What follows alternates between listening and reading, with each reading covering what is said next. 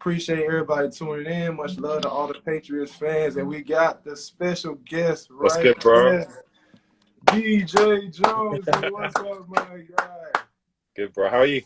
I'm doing good, man. I appreciate you taking time out your busy day. Appreciate you, bro. And do this with me. I know you're a busy man. I know you got a lot of things going on, so I appreciate you. I appreciate you a lot. How you doing? I'm great, bro. All good. I can't complain. Everything's good. Appreciate you. For everybody tuning in, this is the TAAP Show live podcast. I got the world-renowned, the world-famous DJ Jonezy joining me. Bro, appreciate it. Before we start, I got to give a shout out to my teammate, BBL Player of the Month, LVC Dusha. What up, LVC? We see you. But yeah, so just to get into it, not going to waste much of your time. For the people that don't know about you, don't know of you, introduce yourself. I'm DJ Jonezy. Live in Plymouth, Southwest. Club radio DJ. Been doing this for like 20 years now. 20 years in the game. So yeah, just out here grinding and just enjoying life, bro, for sure. That's what's up, man. I've been knowing DJ Jonezy since I got to Plymouth. He got the best parties, the best DJ, the best music. And in my opinion, you the best DJ in Plymouth, the best DJ in the Southwest, and the whole best DJ in England and Europe. So thank you, bro. I appreciate that, man. That's one thing I will say. I will salute your grind because I know it wasn't easy getting to where you at right now. So, man, much respect to you, man. Thank you, bro. Appreciate it. Yeah, and for people that don't know, that mix you hear at all the Plymouth City Patriots games, that's my guy DJ Jonesy's mix. Got everybody heads bobbing. You got all the players happy because we wasn't really happy with the mixes in the past, you know, at the Patriots game. So you know what? Hopefully we can actually get me DJing at the game soon. Do you know what I mean? That's the plan. Hopefully, I spoke to Paul a few times, so hopefully we can make it happen in the new year. I think that'll turn it up to a whole nother level. I like that idea. Would love that. My first question, when did you know you wanted to become a DJ? Like what age and what was the whole process? Do you know what's crazy is I never set out to be a DJ. My music journey started, I got into hip hop music around 96, 97. So I fell in love with hip hop. First hip hop album I listened to was the first Chronic album, Dr. Dre, the Chronic album. And that just literally opened everything up to me as a DJ, you know, not as a DJ, as a hip hop fan, excuse me. And yet that went from there. Do you know what I mean? Then I got into like Snoop, all the West Coast stuff. Then I got into like the East Coast stuff. So we're talking about Wu-Tang, Tribe Called Quest, Biggie, all that good stuff. So yeah, that was my start with music. But DJing wise, I used to go out clubbing when I was probably like 18, 19, and nowhere in Plymouth was like playing the music I was into. There was hip hop nights in Plymouth, but maybe not playing more the club hip hop stuff. I was listening to at the time, and I know a lot of my friends would like, and my basketball team as well at the time. So I used to go to different clubs, and I wasn't hearing the music I was sort of into. So I harassed the club promoter at the time, the club in Plymouth called JFK's. And I was on him every week. Oh, please play some more hip hop. And he got to a point where he sort of put it on me and was like, do you know what? If you can do a better job than me and you can play, you want to listen to this music, there's a room over there, that's yours next week. And at this point, I'd never DJ'd, never thought about DJing. I had a lot of music. And I thought, do you know what? I'm going to call this bluff and say, yeah, all right, no worries, I'll do it. So the following week, so throughout the week, I got posters put up in my sixth form at the time. Told all my friends, told all my basketball teammates. At the time, the Plymouth Raiders were a team at the time, so I told all the Plymouth Raiders players. And it's crazy. I turned up to the club, didn't know how to DJ. I turned up with a lot of music, so I turned up, and there was a queue to get into this room I was playing in. So I turned up, and the promoter was in the room, promoter DJ, and I expected him to show me to use the equipment. And he's like, "There you go." And I was like, oh, right, okay. So what do I do now? So I was just like thrown in this deep end with a queue of people. It's probably like, there was not a lot of people, probably 30, 40 people waiting to get into this room. Luckily, one of my teammates at the time, Pete Holmes, he had done a little bit of DJing. So he's like, bro, just keep it simple. Just fade the tunes in and out. Don't try anything too crazy. Don't try and mix in just yet. Anyway, so so the room opened. I don't know how I got through the night. To be fair, I don't really remember much of the night now, looking back on it. But I got through, and it was a building process from there. So like I got paid, and then I bought records, and then I bought turntables, and I started to really learn a DJ and sort of hone my craft. And it's crazy. Like since that day, I've never not DJed. That's So amazing. like it's one of those things of like faking it till you make it. You know, I literally faked till I made it as a DJ. You know, so and like from that point, I just got really obsessed with DJing and you know spent every hour of my day like practicing and learning about music and just honing my craft. And that's how I got my start as a DJ. You know, so yeah, that's how it happened. So it's yeah, just one of those things. I think it's one of those things where I tell people now, like, don't ever turn down opportunities. If opportunities come your way, take them and just learn on your feet. And that's how I got my start. So yeah. Right. That's a great story. And like you said, never turn down the opportunity. And then sometimes you just got to go when it's not the ideal time to do it. You know what I mean? Like sometimes you got to go in kind of unexperienced, and then you got to fail to learn. So exactly. It's never a good time to start anything anyway. Like I think you just got to learn on your feet with some things, you know, and sometimes throw yourself in the deep end. A lot of people, it's not always the way for certain people, but for me, like I've always just thrown myself at things, you know, and if it sticks and it works, then great. I mean, and for me, like my lead was always the passion for hip hop music. So I had a real passion for hip hop and R&B music at the time. I still, obviously, it's my life now. Do you know what I mean? But I feel like that was always my lead, you know, and the sort of DJing flowed from there, you know. So that's awesome. That's awesome, man. So you started out, that was like your origin story. How did you become a professional DJ? How did you become DJ Jonezy, like, you know, doing parties and overseas and, you know, parties over in England? How did you become a professional DJ? It's one of those things, again, what I just said, like never turning down opportunities, keeping that grinding going, just never stopping. Do you know what I mean? You know, I've always just had a really good sort of, I think, a great work ethic and just grinded it out. I mean, for me,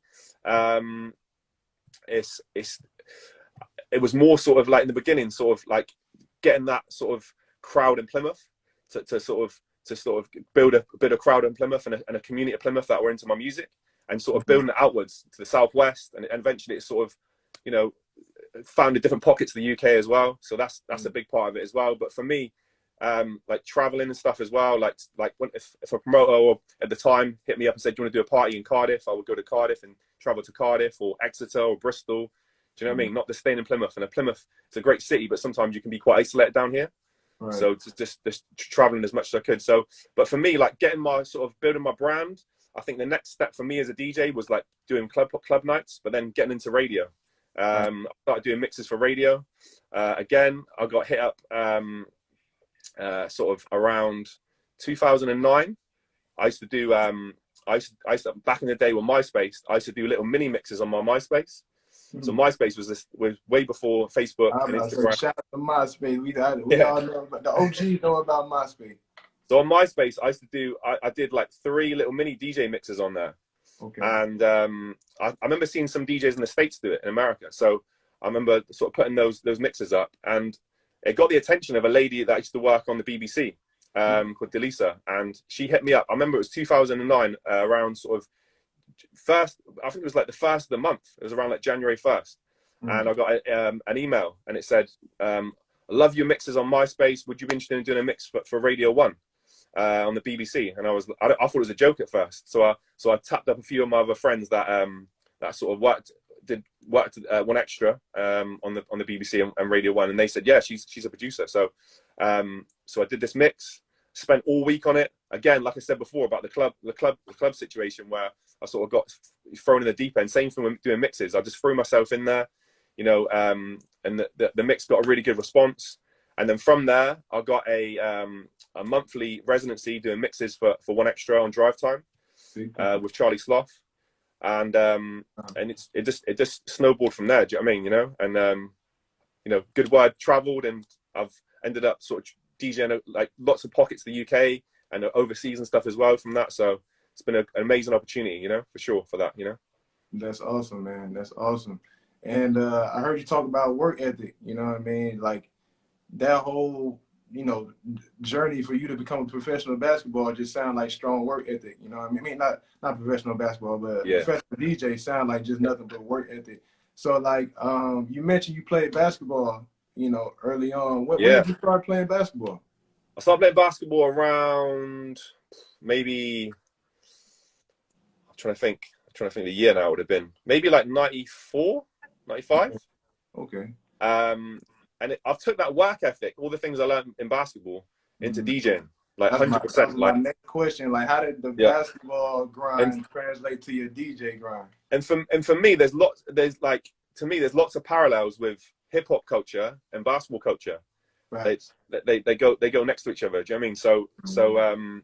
And for me, like, you know, setting goals, you know, that was a big thing. Like with basketball, do you know what I mean? Like I had some great coaches that show me some you know some a great work ethic and how to set goals and you know long term and short goals. And for me, um, that was a huge part of my growth as a person and also like with DJing as well for sure. But yeah, I started off basketball wise. So I started off with they were called the Plymouth Cavaliers. They were like the development team for the Plymouth Raiders back in the day. So I started with that, and then we ended up getting a national league team from that, which was the Tama Valley Cannons. We were in the like Division 3 National League.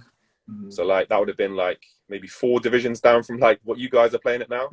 But that was a great experience. And then I went to Marjons, and then we had a great run with Marjons. We won like 2 national championships with Marjons. We had an amazing team back then. They were good times. I think that was around like 2001. Yeah. So yeah, they were good times for sure. And I went to this. I did go to the States for like 2 months. I went to some exposure camps over there. I went to 5-star basketball camp. Oh, that's big time. That's big Yeah, time. but bro, I realized the level of standard of basketball compared to the UK.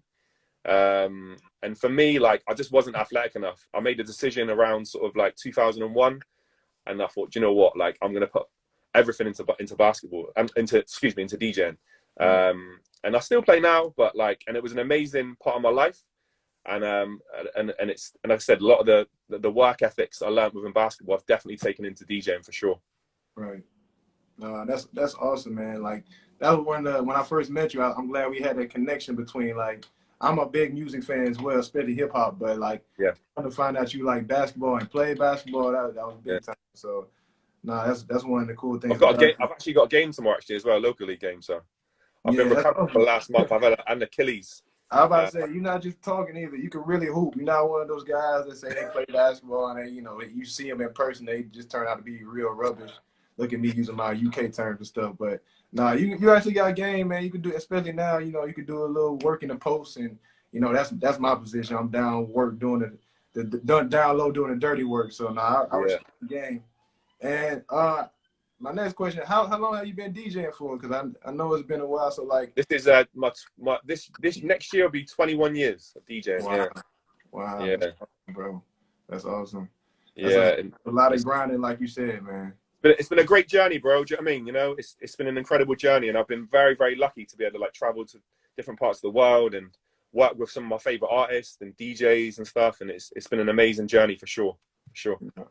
That's awesome. Out of those 21 years, what's some of like the most memorable memories you have from being a professional DJ? Like, you know, the venues you've been a DJ at and just artists you ran into. What's some of your biggest memories? I think venue wise, I've got a poster literally in my room right in front of me right now. I did a residency in Ibiza with Twice as Nice, and that summer we had J Cole. I'm actually looking at the poster right now with the J Cole picture. Busta Rhymes, Sean Paul, Skepta. Who else was there that summer? Bro, it was like a whole summer of artists. It was amazing, and I feel like, you know what, as a DJ, that was the turning point for me where I believed in myself and I thought, you know what, I can actually do this. Before that, like, you know, I had confidence, but I feel like that was like there was something that clicked and switched in my brain at that point. And I thought, you know what, this is a massive turning point for me as a DJ. Like being around those artists, being around those DJs. You know, there's some incredible DJs. I mean, DJs I looked up to that I could sort of play alongside and warm up for. Do you know what I mean? The support. So definitely, Ibiza was definitely a highlight for me. China, I've done a few tours in China.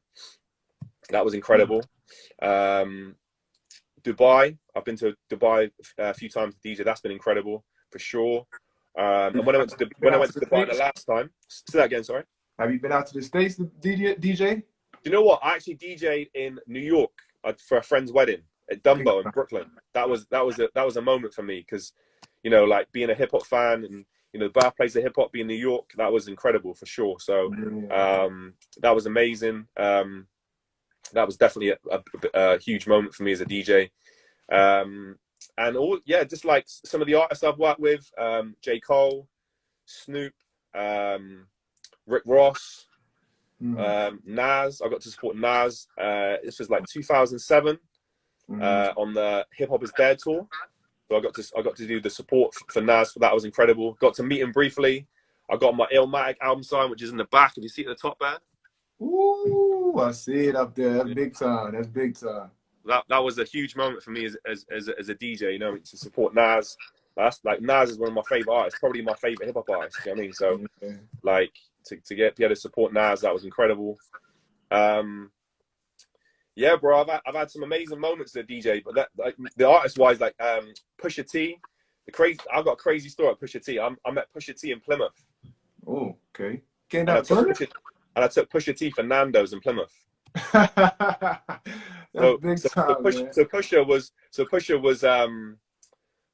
was supporting Chase and Status. They're like a drum and bass sort of dance act in the UK. They do all sorts of dance, like electronic music. Do you know what I mean? They do like they were big with like dubstep, drum and bass, like electronic music. They're huge. Do you know what I mean? In the UK, and they had and the support act for Chase and Status was Pusha T, and they came to Plymouth. So I sort of tapped up a few people that that might know his management. Didn't get any luck, but ended up DJing at the after party. Now Pusha T didn't turn up to the after party, right? But his manager did. So I hit his manager up and I said, "Is there any chance I can get an interview with Pusha? I'm a huge fan. Do you know what I mean? Like, you know, it'd be a huge moment for me as a DJ if that could happen. Like, you know, that's one of my goals. Do you know what I mean? To meet Pusha T, like, you know, he's one of my favorite rap artists as well. So the guy said, "Do you know what? Hit me up in the morning and we'll see what we can do." So, so I hit him. I woke up really early. I woke up at 8 o'clock. Do you know what I mean? Like, made sure I was up really early, even though I had a late night DJing. So I hit his manager up. They said, "Listen, like, Pusha's up for an interview. You just got to take us somewhere to eat." So at the time, my ex-girlfriend, she used to work at Nando's. So I said, "Can you get us a table? I mean, a private table?" And she was like, "No problem." She had also, like, the manager will sort food for you as well. So I was like, brilliant. So I went down there and met up with them. So I took Pusha T for Nando's. So we were in, like, the corner. No one knew who he was, to be fair, now. So we're having food in there. And he's like, "Where do you want to do the interview?" And I was like, "I can't really do it in here. It's loud. Like, you know, Nando's has the music in the background. It's quite loud." Right. So he's like, "You got a car?" I'm like, "Yeah." He's like, "Let's do it in your car." So I went into my car and I had like this BMW. Yeah. And he took a liking to it because he's like, it looked like one of the cars from Paid in Full, the movie Paid in Full. He's like looking at that, taking pictures of it and stuff, like saying, "Oh, this is like one of the cars from Paid in Full." So I did the interview in my car with Pusha. Yeah, amazing, bro. Do you know what I mean? Like, amazing moment to be able to interview Pusha T in Plymouth, in my home city. Do you know what I mean? And then Team Fernando's. Do you know what I mean? So that was a moment for sure. And weirdly enough, a few years later, I did an after party in Cardiff. It was J. Cole's tour. I think it was Forest Hill Drives, the tour Forest Hill Drives, and Pusha was the support act. And he actually performed at this club night afterwards. I was DJing, and he recognized me. He's like, "Oh, you were the guy that I interviewed you interviewed him in the car." I was like, "Yeah." And he's like, "Yeah." So yeah, that was a moment for sure. Getting Pusha T in Plymouth for sure, and interviewing him. So yeah, that was great for sure. That's definitely major, man. Shout out to Pusha T. Was he with the Clips then, or was he No, he was solo. Yeah, this is this was like my name is my name album. So like maybe around 2013. Okay, yeah. Shout out to Pusha T, man, one of the best lyricists in the game. Shout out to J. Cole, one of my favorite artists. Shout out to Nas, man, and it's super dope that you work with those artists, because, man, that just means you on your grind, because they're not just finna work with any and everybody. And it's even cool to hear, like, during the games when they playing your mix, we can hear like the drops by different artists, and I always get amped up when I hear J. Cole. I'm like, damn, Jonesy know J. Cole? Like, man, he big time. Like, ooh. Well, I interviewed J. Cole at the very beginning. This is like mixtape J. Cole. This is like Friday Night Lights, the warm-up J. Cole. But did you do that in England, or you interviewed him in the States? Or that was in Birmingham. So this was when, like, So this was like maybe 2011, maybe 2011, around that sort of time. So he was supporting Drake, and it was in Birmingham at the NEC arena in Birmingham. Yeah. And at the time, I was working with basically in the UK. I think they had some in the States as well, where like they'd have street teams for certain record labels. For sure. So like different areas of the country would have different DJs like, holding down different areas, and we promote artists in those areas. Do you know what I mean? And I worked with Def Jam, Sony, Warner, and at the time, I think the guy from Sony or Warner hit me up. I can't remember which one it was. A guy called Reggie Styles. Salute Reggie, legend. So he hit me up and was like, "We're doing J. Cole's in the UK, and he wants to do like a press run, and he wants to like tap in with a lot of the sort of local DJs in the UK that are holding down the different areas of the street team." So I was like, he's like, "You up for an interview?" I was like, "Hell yeah, definitely." So we said the date is going to be this date, and it's going to be at the NEC, and J. Cole's going to be supporting Drake. So he went up there. J. Cole was super cool, bro. Like the nicest guy as well. Do you know what I mean? Like had time. Like he gave off that vibe for sure. Really nice. Do you know what I mean? I remember. I never forget. Like we're in the room, and there's some of his other guys. There was about 4 or 5 girls in this room that his crew had like brought in, and he cleared all the women out. He's like, "Listen, you're gonna have to clear the room out. I've got interviews with these guys." And at the time, like, you know, we're not what the big radio DJs want in the room. Do you know what I mean? Like we were local street team DJs. Do you know what I mean?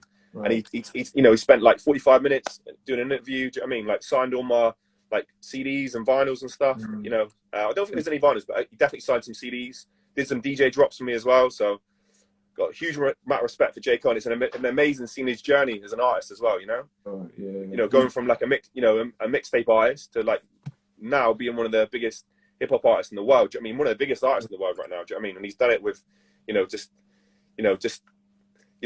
he's never sort of like he's always stayed true to his values as an artist, you know, and I respect that, you know. And what you see is what you get with J. Cole for sure. Thanks. I definitely believe it. And yeah, shout out to J. Cole, definitely one of my favorite artists. Shout out J. Cole, yeah, 100%. Yeah, man. I say the top 3 in the game by far is J. Cole, Drake, and Kendrick, and I salute all 3 of them because, you know, they just came out of nowhere, and when they finally came on, they didn't look back, and you know, they just made so many contributions to music. So, you know, 100%. It's definitely amazing that you got to work with one of the GOATs. And my next question would be, what's some of the pros and cons of being a DJ? So I know you got to travel a lot and meet new people, but like definitely talk about the good things. But what's the pros are definitely, I've got to travel. Do you know what I mean? I get paid to play music I love and enjoy. Do you know what I mean? You know, that's a blessing for sure. Do you know what I mean? Like I've made a career at 20 years out of playing music and performing in front of people, and that's been incredible. Do you know what I mean?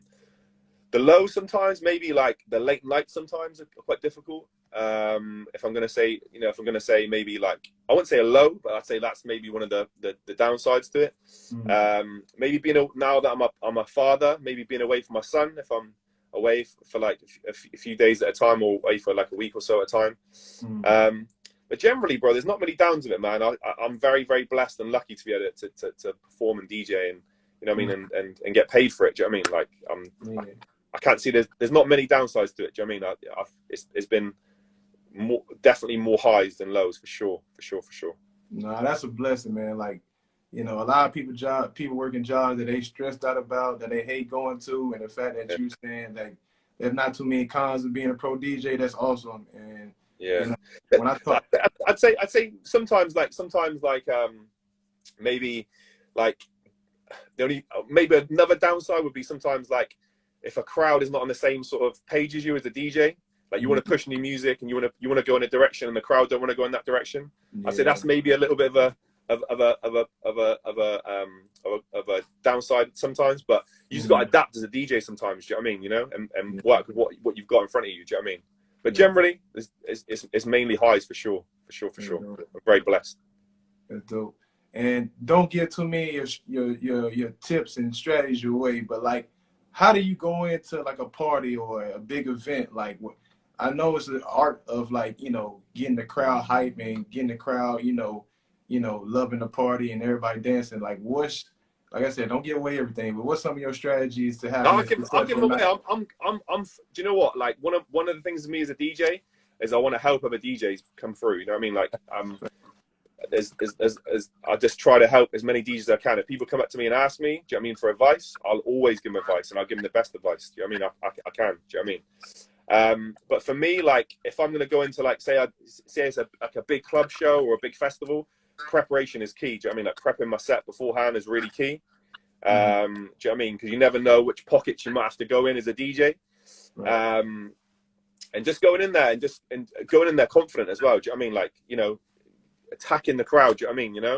You know, I think sometimes it can be, you know, some DJs with their head down. Do you know what I mean? The DJ with their head down, like looking up as a DJ.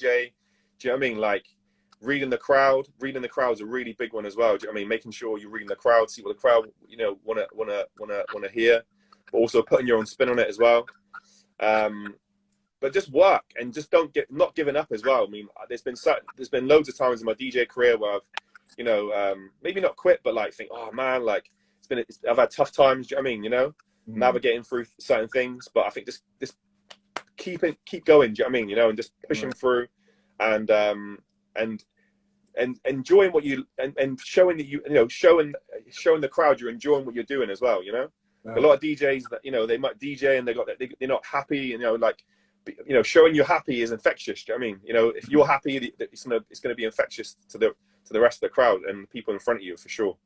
But yeah, there are a few little things for sure. Do you know what I mean? Like definitely the biggest thing is work ethic, bro. You got to put the work in and the grind in. Do you know what I mean? You know, and preparation for sure. Preparation. I mean, I did Boardmasters over the summer, Boardmasters Festival, right? And I came on before the act before me were a punk band, right? So I had to really prep my set before and think, you know what, how am I going to transition out of a punk band into what I do? Do you know what I mean? Because mainly I'm a hip hop DJ, but I can play open format.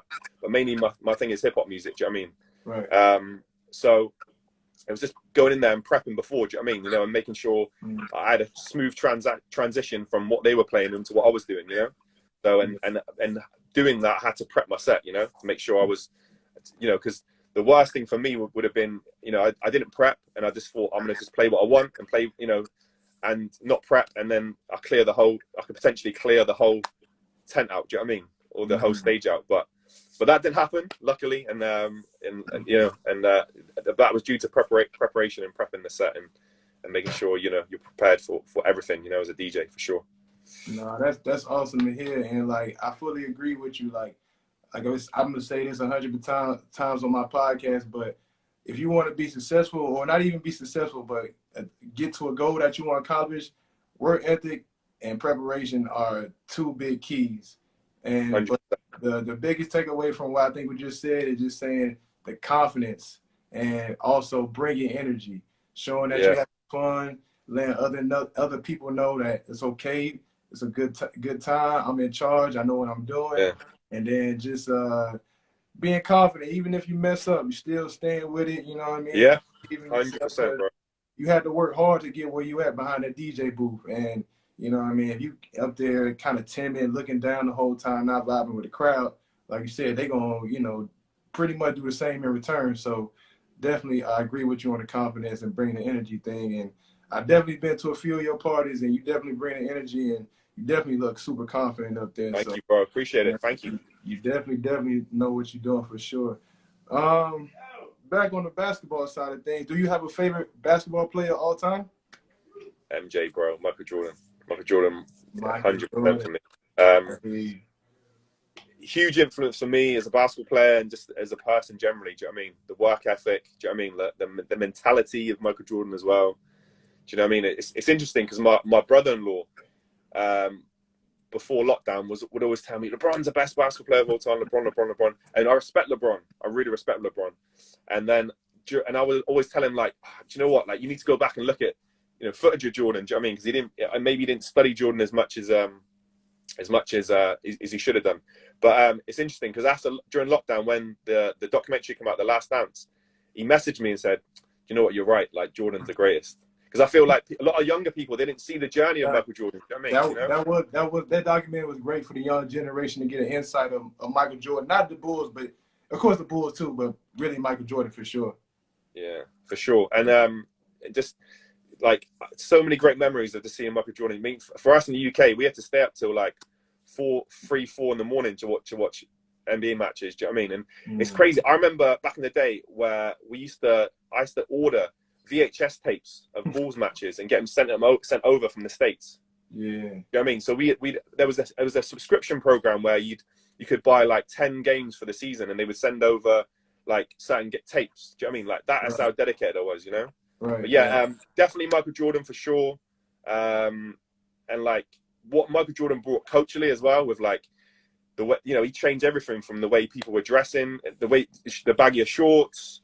Do you know what I mean? Like obviously the you know, the trainers now and the sneakers are still, you know, he made me confident in shape my head. more popular now than they were back in the day. This is because of Michael Jordan. Oh yeah. He made yeah, for sure. That's another thing as well, for sure. But yeah, definitely Michael Jordan and the whole Bulls team, like that was, you know, legendary. Iverson as well. Yeah. Iverson was one of my favorite basketball players as well. Yeah. But yeah, I'd say Michael Jordan, Iverson, they're my definitely two favorite players growing up. Loved Iverson, bro. Like just the mentality of Iverson. Do you know what I mean? You know, yeah. You know, being a small guard. Do you know what I mean? Like dominating games. Do you know what I mean? I bought every one of his trainers as well growing up. I've still got 2 pairs now. Actually, I think somewhere up here somewhere. Those classics. I feel it's crazy because I talked to a lot of the young generation, and I showed them like some of his shoes and how popular they were when they first came out. And a lot of kids say they wasn't really feeling them like that, but to me, they'll always be fire. And the Iversons, yeah.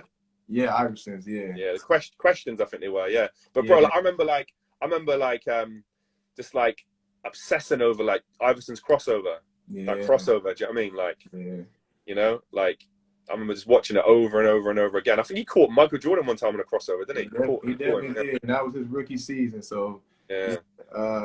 No, those are 2 good picks because, you know, I say Michael Jordan and Allen Iverson, alongside like LeBron James and Steph Curry, they gotta be some of the most influential basketball players in the game. Because, like you said, Michael Jordan just changed the whole culture. He started the whole kicks culture. You could kind of, you know, credit that to Michael Jordan. He was the first player with his own signature shoes, like you said, the baggy shorts, just the hoop earring, the bald head, the tongue sticking out. He was just such an icon. And then, like you said, with Allen Iverson, he was just such a rebel, but everybody felt him, you know, because he just felt so real and down to earth and like so relatable, you know what I mean? And like he was so real, they put in a dress code for him. So now, like, crazy, bro. And then maybe this generation, I'd say like Steph Curry. Like Steph Curry's changed the game. Like I watch, like sometimes when I'm like playing local league, I see some of like the younger players playing on the other court, and everyone's just pulling up, taking threes now. Do you know what I mean? Everyone, like that was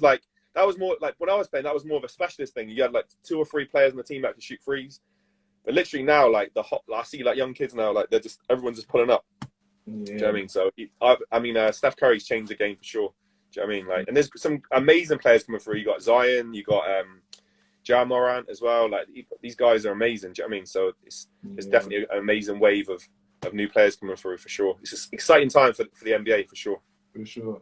Bringing it back to this side of town, England side, UK side. Do you have any? This is a question asked from me, the guy Boo Man, to ask you. Do you have any favorite BBL players, or like it could be either currently or all time? Do you have any favorite BBL? Bro, you're one of my favorit players, bro. When I see you play, don't forget you on my podcast now. So. For sure, like when I see you play, bro, honestly, like I love seeing you play. Like your work ethic's crazy. Do you know what I mean? Like you play both ends of the court as well, like defensively, offensively. Do you know what I mean? Like the energy you bring to the team as well. Yes, I mean the new. Do you know what? I love the Patriots team right now. I think what you guys doing right now is incredible. I think it's a whole new wave of players and energy that's come through the city and when I took my son to the game, a few games as well, and like seeing all the young people like queuing up and waiting for like autographs and, you know, wanting to speak to you guys, like that's a great thing to see for the city for sure, you know, because I remember being that person at Plymouth Raiders games back in the day. Do you know what I mean? Waiting for the players, do you know what I mean, to come out, you know. But back in the day, like maybe back in the day, there's a lot of players that play for the Raiders that influenced me for sure. You got players like, even like players that, there's players like Dean Williams. I played with him, Marjons. He's one of my favorite Raiders players back in the day for sure. You had players like Ted Hutalin, Jim McGilvery. What other players back in the day? Terrence Durham. Like Terrence was a beast. Like he was an amazing basketball player. I'm trying to think of other players off the top of my head. Like Ali Gore was a great basketball player back in the day. Anthony Rowe. Anthony Rowe, that was my rookie season. Shout out to Anthony Rowe, Plymouth's finest. Drew Lasker as well. Drew Lasker. Some incredible players that have come through. But there's some incredible players of the Patriots right now, man. Like you guys are doing your thing, and may long it continue. Do you know what I mean? For sure. Yeah, Gareth Laws, G. Laws. I was just about to say, shout out to Gareth Laws as well in here. I was going to ask, did you play for Gareth Laws when you was at Marjons? I played with Gareth at Marjons, yeah. Oh, that's awesome. That's a small world, yeah. Because Carrie's good friends with him, and she knows of you. She always tell me about the Marjons days. Like that's how she got affiliated with basketball. So that's awesome, man. Big up Carrie as well, yeah. Yeah, shout out to Carrie, my baby. And last couple questions. I ain't gonna hold your time. Like I said, I know you're a busy guy. Just a little quick rapid fire questions answer. So just answer as quick as you can. You know what I'm saying? There's no right or wrong. My first rapid fire question would be McDonald's or Burger King. Are you a fast food dude? You don't look like a fast. You kind of in shape. You know. Do you know what? I can take or leave like McDonald's or Burger King. Like unless if I'm on the motorway or I'm like I need quick food, then I may have to say McDonald's. Do you know what? My wife, she loves McDonald's. She loves McDonald's. Like it's her favorite takeaway. But for me, like I can take it or leave it. But if I had to choose one, probably McDonald's. Yeah, maybe McDonald's breakfast. Do you know what I mean? Like if I'm coming back from a DJ booking late at night, like I picked up one the other day at like 7 a.m, maybe McDonald's breakfast there. All right.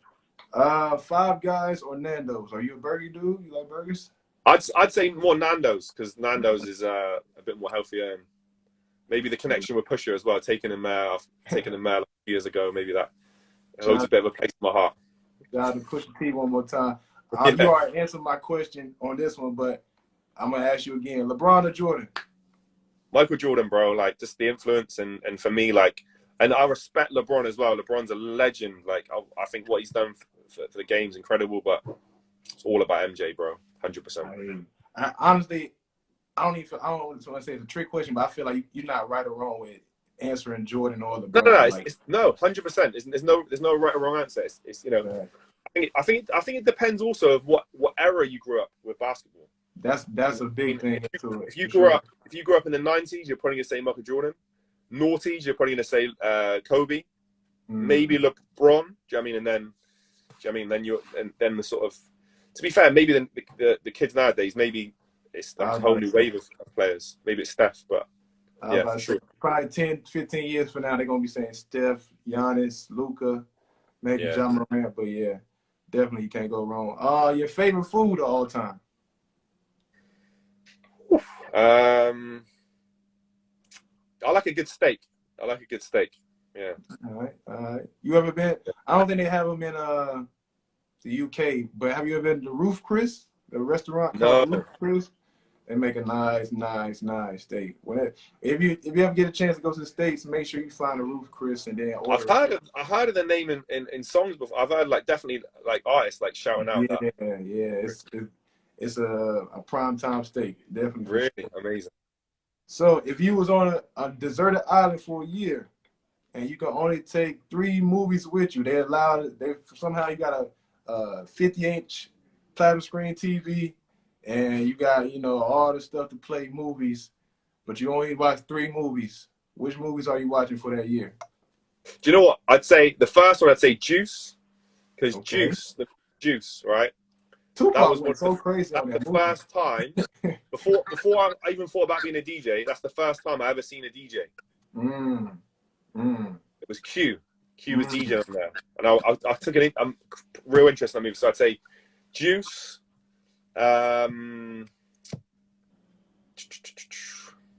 Maybe from a deserted island, I need a bit of inspiration. So maybe Pursuit of Happiness. That's a good feel-good movie. One of my favorites all time, for sure. Amazing. And maybe If we're gonna go like basketball, I'll pick a basketball movie as well. Maybe like White Man Can't Jump. Oh, We got a different, yeah.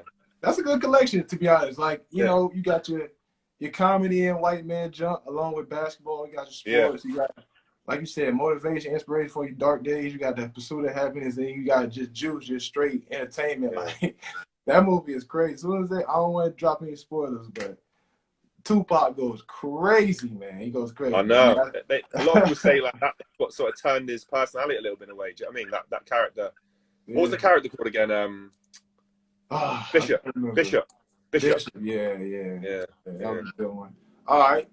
Same scenario. You still on a deserted island, but this time you got your iPod, iPhone. They don't even make iPods no more. I'm a little up there in age myself, but you got all your music devices. What 3 albums? You only get 3 albums to listen to for a whole year. What 3 albums are you listening to? I'd say Nas Illmatic, #1. That's my favorite rap album of all time. Classic. Let me think. Get Rich or Die Trying 50. If I'm like working out, I need that energy. I remember that it came out. Oh my god. And maybe let's have a look. What's he got in there? Think of. Let me put like a new artist in as well. Good Kid, Mad City, Kendrick. Ooh, all 3 classics. Yeah. Those they definitely contributed a lot to hip hop for sure. All those. Whew, yeah. Okay, that's a good one. And last one for the rapid fire. The greatest DJ of all time is Jazzy Jeff, DJ Jazzy Jeff, legend. I was very lucky. I got to support him in Dubai. This was I've twice actually in Dubai, and maybe once or twice in the UK. And the nicest guy as well. Do you know? Sometimes people say, "Never meet your heroes." Yeah. Sometimes you get let down, bro. Yeah. He is like the most coolest, amazing guy, man, to meet. Inspiration on and off decks. So yeah, Jazzy Jeff for sure. For talking UK, I'd say there's a few DJs. You got to shout out people like Shorty Blitz, CJ Beats. He's one of my good friends. Like they're 2 of my favorite DJs in the UK. Also got to salute Charlie Sloth as well. Like Charlie's one of my favorite DJs. I work with Charlie every Saturday on the rap show, and Charlie's done so much for me as a DJ. So I got to salute Charlie out as well. But yeah, they're the goats for sure for me as a DJ. That's awesome. Last 2 questions I asked. You know, we talked about Steph Curry, and you saw how like the younger generation just shooting from the logo, shooting from almost past half court, shooting just crazy. They have a full court, fast break, wide open. Instead of going for a layup, they'll shoot a 3.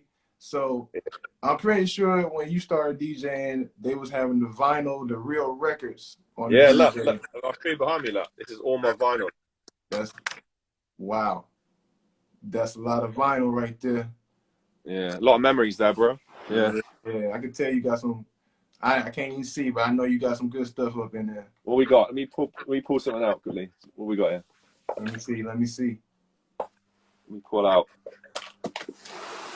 I love that room too, dedicated to music. That's dope. I need a man. Yeah, I got a lot of vinyl signed, bro. These are all signed by Common, Kanye. Yay, my boy. Jazzy Jeff, Usher, Pharoah Monch. Yeah. You got Nas, the Snoop, Big J. Snoop. Cole, Kendrick. Yes, sir. Cypress Hill, Jizza from the Wu-Tang, Kendrick. Nice. Game. We got who else is up there? 50, Dizzy Rascal. That's awesome, man. Yeah, Jay-Z in the corner as well. Hey, that's my favorite artist all time. Yeah. But yeah, I'm trying to think. Let me pull out a random one here. Oh, we got this is pretty legendary. Rock Files. So like some of like all the Rockefeller classics. Yeah. Do you know what I mean? Dope. Yeah. So yeah, how would you say the game has changed, like DJing from when you started to how it is now? Because I know now it's just straight laptops, and I don't even know what the equipment's called, but you don't have the vinyl spinning no more. It's just like yeah, you can use vinyl still. So basically, how the game's changed technology wise is like it's a lot easier now to carry music around. Like back in the day, like I'd have to carry these around with me and sort them out every night. So I definitely embrace technology because you know, it's made DJing a lot easier. Do you know what I mean? For sure. How it's changed. Technology's been the biggest thing. Do you know what I mean? For sure. You know, I started off with records, then went to CDs, and then now basically I can put all my music onto a laptop, and still you can still use turntables with the program, but the club has to have turntables. So a lot of clubs don't have turntables, and I'm not going to take turntables to a club, really, to be fair. Even though I'd love to have turntables there. Do you know what I mean? But how the game's changed. Maybe like clubs aren't as busy as they used to be. Like back in the day, like clubs were a lot busier. I think people pick and choose their nights a lot more now. Whereas back in the day, like you could go out 4 or 5 times a week, every night would be packed. But I think that's definitely one for sure where people aren't going out as much. So that's definitely a big thing. But then nowadays, there's more like festivals and stuff nowadays. Like when I was younger, when I first started DJing, there wasn't as many festivals and big events. Right. So that's definitely a thing that's changed for sure. Yeah. But yeah, they're the big ones. They're the big ones. They're the main ones for sure. Yeah, that's dope. That's dope. Good to get a good insight on that, because it seemed like, I don't know, growing up, I knew things were going to change, but you don't really pay attention to change like that. But it's funny how, like, even in every possession, whether it be DJing, playing basketball, being a footballer, or, you know, even being an accountant, things change over the years, and especially due to technology. So that's but I embrace technology. You know, I know a lot of DJs when the program I use is called Serato. It's like groundbreaking. Do you know what I mean? When it came out, and it's still changing the game now. Do you know what I mean? Like there's just a new program that's just come out where you can isolate vocals on songs. So basically, you can have a song playing, and it can basically cut everything out apart from the vocal. You can sort of mix in and make your own blends and remixes and stuff on the spot. So things are definitely like always changing as a DJ. Do you know what I mean? You got to keep reinventing yourself. You know what I mean? Even with, you know, whether it's musically wise or with technology. But back in the day when Serato first came out, a lot of like the purist guys that were playing on turntables all the time were like, you know, I don't want to use a laptop when I'm DJing. But for me, like, you just got to adjust the times. You know what I mean? You know, and be adaptable. You know, adaptable is definitely a big one for sure. You know. I tell that to a lot of people. You got to keep reinventing yourself, and you have to adjust with times, because a lot of people feel kind of like shy and kind of uncomfortable adapting to the new times. Like, oh, I'm too old for that, or maybe I'm too young for that, or that just doesn't fit me. But if you don't adapt, you're gonna get left behind. So I'm glad you said that, because, you know, I try to preach that to a lot of people, because, you know, for me, I'm trying to do the social media content creator thing as well as being a professional basketball player. And, you know, a couple years ago, 10 years ago, I couldn't have done this. I couldn't have been on live speaking to somebody. Public speaking really wasn't my thing, but I knew if I hit it down this route, that's something I had to tap into. So I worked on it and I got better at it. And now it's not a big deal for me. And then, you know, also just learning how to do some of these trends on TikTok, you know, some of the acting trends and the comedy ones. Like, I never started out to be an actor, and that's still not my goal with everything, with the whole social media basketball content creative thing. But I've adapted to it, because that's where times is going. You want to get attention. You kind of got to, you know, make people laugh or get them interested in what you're trying to present. So, no, I agree with you 100%. And I think that's how you stay relevant, to be honest. Yeah. And my last question, what advice would you give to a kid wanting to be successful, whether they want to be a DJ, a professional basketball player, a doctor, a lawyer? What advice would DJ Jonezy give to an up-and-coming kid wanting to be great? I'd say the biggest thing is just don't give up. You got to keep at it all the time, you know, and follow your passion. Do you know what I mean? Like, I've been very lucky to be able to follow something I love and I'm super passionate about, and a lot of people don't get to do that. Do you know what I mean? So I'm very lucky at that. But advice-wise, I would say just keep going. Do you know what I mean? Don't give up. Keep going, and learn your craft. Do you know what I mean? And you know, and educate yourself for what you're doing. You know, on all aspects for sure. You know, and preparation is key as well. Preparation, educate yourself, and don't give up. They're the main ones for sure. And just to piggyback on that, I agree with 100% what you said. I would just say, for anybody watching this or that will watch this, you try, especially for the younger generations, kind of got to fall in love with the mundane, boring, tedious tasks to accomplish your goal. So Yeah.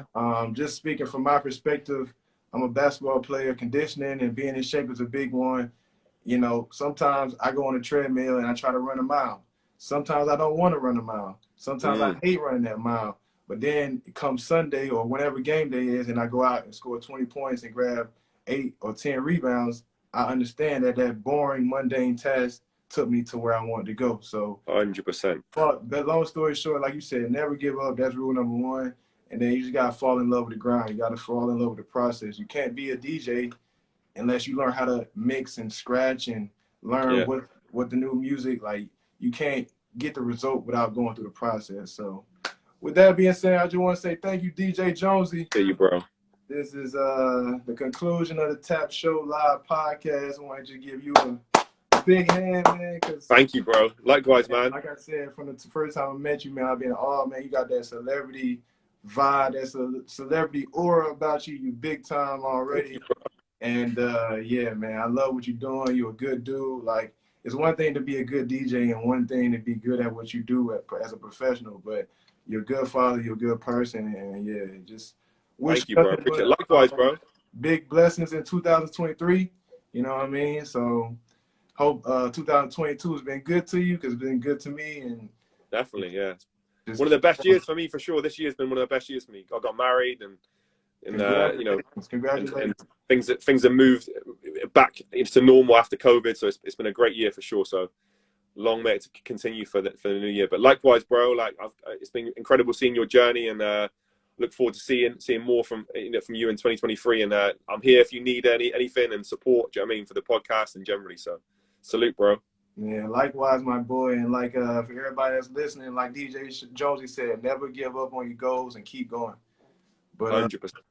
I check in with you a little bit later, my guy. And thank you. Nice one. Cheers, bro. Nice one, bro. Nice one. Bye. Have a good day. Bye.